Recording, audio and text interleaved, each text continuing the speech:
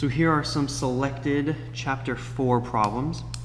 Number 28 gives you a balanced equation, and it wants to know the moles of NH3 formed when given the specific quantities of N and 2H4. So for A, it gives you 2.6 moles of N2H4. So all you do, information times in a line, you multiply it by the ratio given.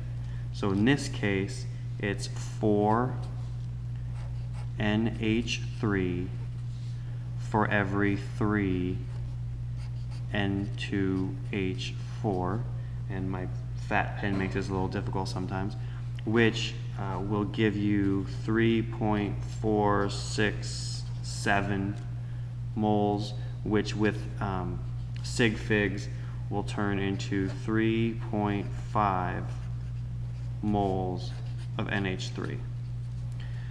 For C, they actually give you grams, so the first thing here we have to do is turn it to moles.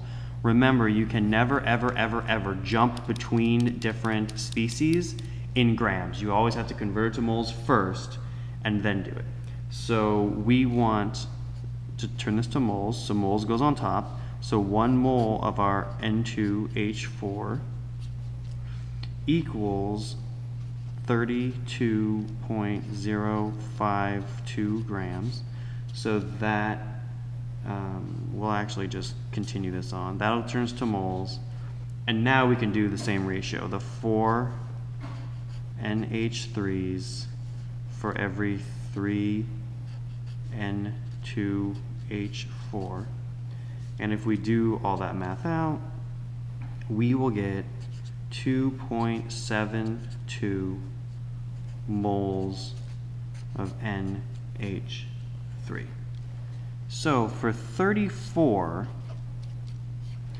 it says to calculate the mass in grams of the product formed when you have 15.39 grams of the underlined reactant. So in this case, we're using this, and for the sake of time, I'm going to exclude the states of matter. Please include them on your own homework. And this is underlined. So the question is, if we have 15.39 grams of Cl2, how many grams of KCl will we have? Again, you cannot go back and forth in grams. The first thing is always moles. So information times in a line. We're trying to get to moles, so moles goes on top. 1 mole of Cl2, I should probably put that, is equal to about 70.906 grams. So that gives you 0.217 moles of Cl2. Now we can take that and move it along. So if we have 0.217 moles of Cl2 times in a line, there's 2 KCl for every 1 Cl2. That will get us to 0.434 moles of KCl, which then we can take it a step further, and if we were to take that number, I'm going to save a little bit of time here, multiply that number by 74.553 grams in every mole of KCl. That gives us our final answer of 32.36 grams. So that is stoichiometry, given grams of a reactant, wanting grams of a product, having to turn it to moles first and then back to grams. That's textbook. Number 38 is just asking you to figure out which one is the limiting reactant. So this is easy. So we're using the same equation here for all of them, so that's convenient. 4Al. Again, I'm gonna not include states of matter now, just for time. It's hard with this kind of pen.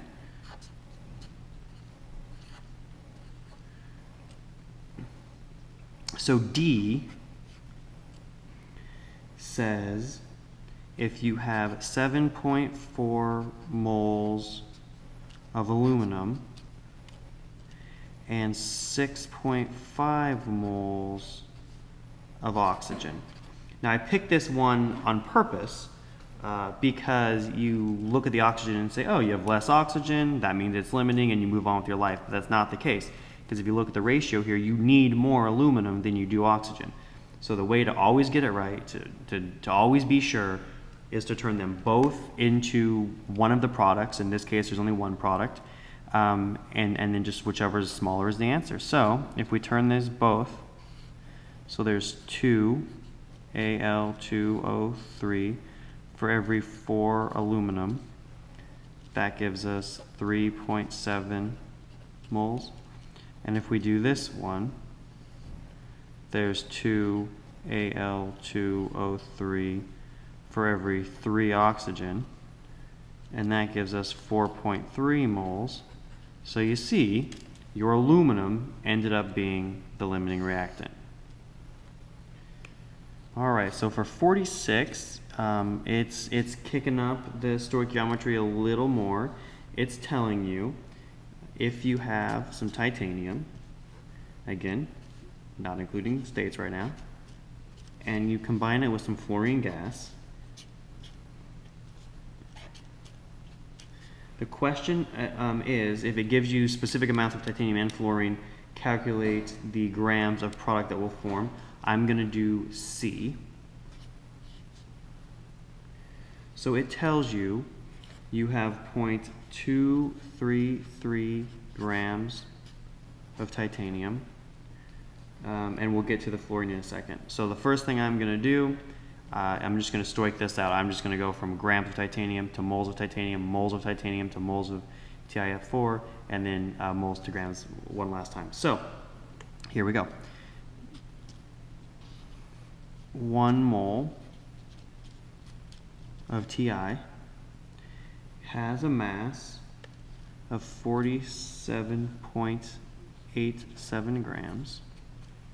So that gives us 4.867 moles of Ti. Now, because this is a 2-to-1 ratio, we will probably be able to pretty easily tell which of these is limiting once we know their moles. So I'm not going to take this further, but if you wanted to be certain, take them both to TiF4, and whichever is smaller is the correct answer. So what I'm going to do is now I'm just going to move down here, and it says you have 0.288 grams of fluorine. So let's go ahead and turn that to moles. 1 mole of F2 is pretty much right on 38 grams. So that will give you 0.07579 moles of Ti. So now if you look at this, you know you need twice as much fluorine as you have Ti. I'm sorry here, guys. This is fluorine. You know you need twice as much fluorine. You don't have twice as much fluorine. You have more, which might lead people to say, oh, I have more fluorine, that means titanium is my limiting, but it's not, because you need twice as much. If you didn't believe me, you could turn these both into moles of TiF4 and you'd see.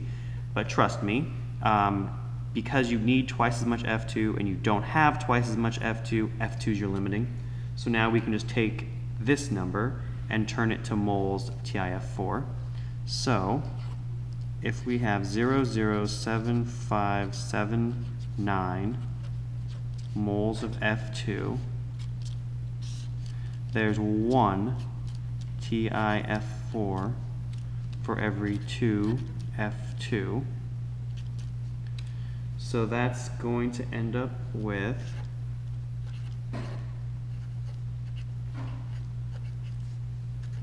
that many moles of your TiF4. And then last step is just taking that number and turning it into grams. So if we have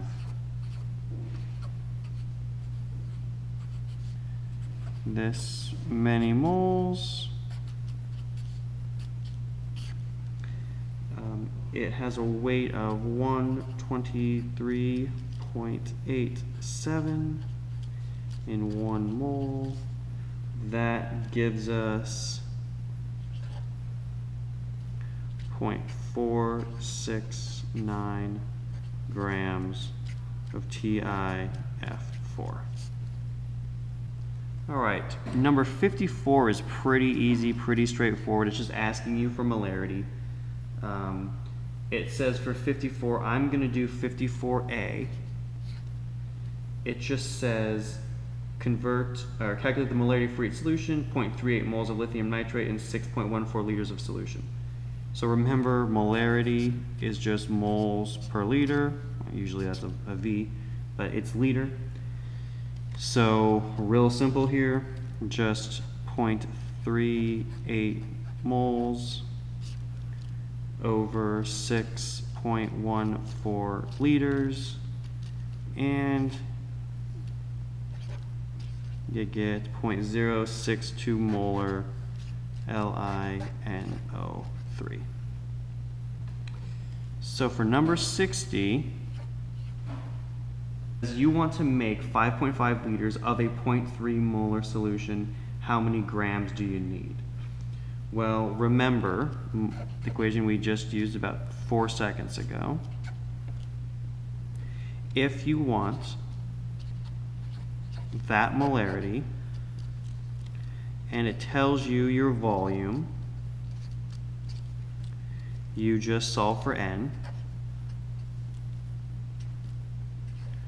1.65 moles, and this is of CaCl2. So now, super easy, you know your moles. If you have 1.65 moles of CaCl2, let's just turn it to grams real quick. 1 mole, this weighs about 111, really.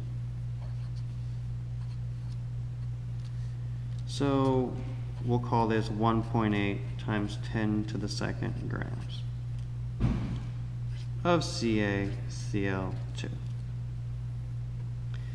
Now 64 is a dilution problem. 64 just says you have 25 milliliters of 10 molar H2SO4, and you would sure like to make that a 0.150 molar solution. So this, one of my favorite equations, I use it all the time. I'm sure your chemistry teacher or whoever prepares your solutions uses it all the time. It's just this equation. So if you have 10 molar and 0.025 liters, and you want to make 0.15 molar, what volume do you need? So you just plug that into some really basic algebra, and you'll get 1.7 liters. So for 76, you're basically testing your knowledge of reactions happening or not. So 76A is really easy, so I have plenty of room to do it right here, because you're mixing sodium, nitrate, potassium, and chlorine ions together, and there's no way that any of those 4 could ever make a solid. Those 4 are usually soluble, especially the sodium, the nitrate, and the potassium, so there's no way it's going to happen. So this one's really easy. No reaction. And you move on.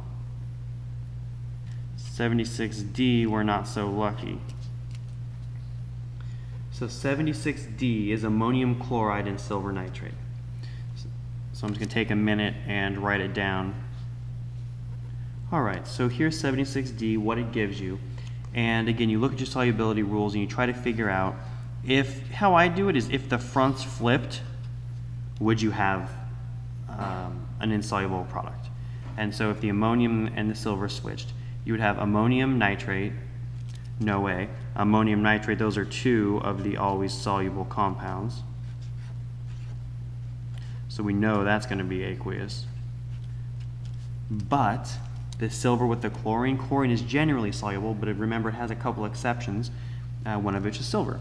So in this case, your silver chloride would be a solid. All right, so there is 80A. You have some potassium sulfate, calcium iodide, making a precipitate of calcium sulfate and potassium iodide aqueous in solution. So the question is, write the complete ionic and the net ionic equations. So your complete ionic, pretty straightforward. You have two potassiums, and there's no way I'm going to have enough room to write all of this in one line. Two potassiums that are aqueous, and one sulfate that's aqueous. You also have a calcium ion that's aqueous, and two iodide ions that are aqueous. And then on the other side, you have a calcium sulfate that's solid, no more ion.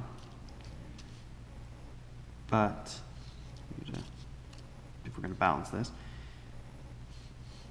two potassium ions that are aqueous, and two iodide ions that are aqueous. So that's the complete ionic. The net ionic I much prefer.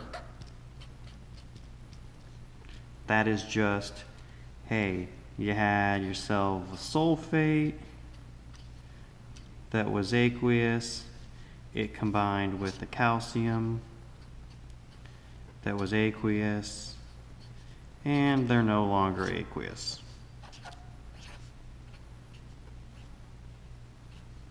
Much better. All right, number 92. Just wants you to assign oxidation states to each atom in each element, ion, and compound. So I did C, which is copper 2 chloride. Really easy. For this it's ionic, so you look at the periodic table, and chlorine is a -1. If there are two -1s here, and this thing doesn't have an overall charge, it needs to be a 0. So your copper has to be a +2. So your 1 +2 can balance out your two -1s. That one was kind of easy, so I may as well do another one here. Let's do F. F is HSO4, and we have an overall charge of -1. I like to kind of do that to show it's not part of oxygen. So again, oxygen gets to be its -2, and hydrogen gets to be its +1. So hydrogen is +1, and oxygen is -2. We need this whole thing to sum to -1. So we think of it like this. Since there's 4 -2s, I like to think of this as -8, and this is +1. So what number does sulfur have to be that when it's added with all these you get a -1? +6. So 1 + 6 is 7, -8 is -1. 96 is a redox problem. First you determine if it is a redox, and if it is, identify the oxidizing agent and the reducing agent. So I did C, and our equation for C was barium plus chlorine gas. Again, I'm leaving off states for the sake of time. Creates barium chloride. Remember, anything in its natural state is a 0. So this is a 0, this is a 0, Now back up to like we did in number 92 here. This is a -1, so this must be a +2. So if you look at this, barium was oxidized, and chlorine was reduced. Its charge went up, chlorine's charge went down. The easiest way to remember it is chlorine's charge goes down, down is reduced, so then oxidized is just the opposite. So what's a little tricky though is, since barium is oxidized, that means that barium is the reducing agent. It is what caused the reduction in the chlorine. And likewise, since chlorine was reduced, it's hard to write reduced, to write oxidizing while saying reduced. It must be the oxidizing agent. All right, the last problem I'm going to do is 100. Basically, it says if you have a 1.35 molar sodium chloride solution and it has a density equal to 1.05 grams per milliliter, it wants you to calculate the percent by mass. The easiest way I know of doing this is, let's just say we have 1 liter of solution, because it makes the math really easy. I'm sure you could do it another way and cancel out the volumes and that would be fine, but we're not going to. So if you do it this way, if you have 1.35 moles, remember molarity is moles per liter.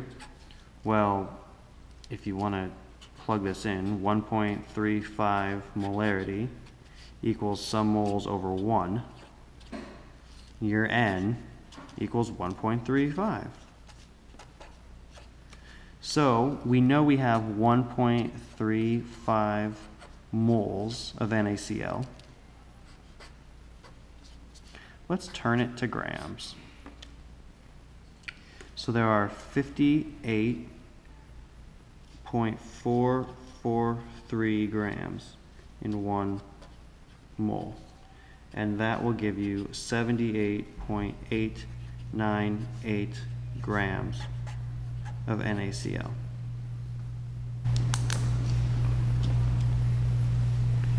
So now we know our mass of NaCl. We need to figure out our mass of the entire solution, divide them, and we're done. So we know that we have 1.05 grams per milliliter. And since we said we're using 1 liter, that's equal to 1,000 milliliters. So super easy. If there's 1.05 grams per every milliliter and we have 1,000 milliliters, that means we have 1,050 grams total of solution. So all we have to do, 78.898 grams over 1050 grams of total solution, multiply by 100%, and you get a 7.51% by mass solution.